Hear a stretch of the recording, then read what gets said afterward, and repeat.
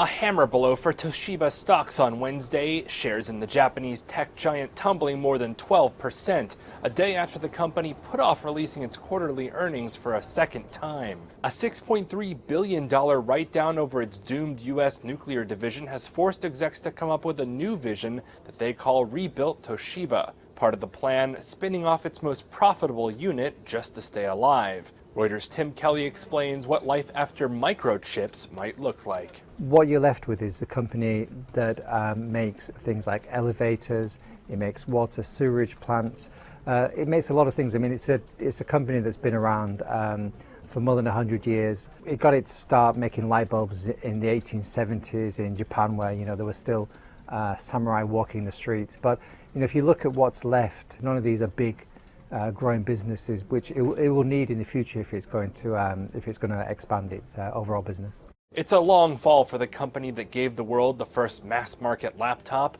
Letting go of memory chips leaves the rest of Toshiba's business exposed, and there could be more unwelcome bumps on the road ahead. In 2013, it committed to buy $7 billion of LNG.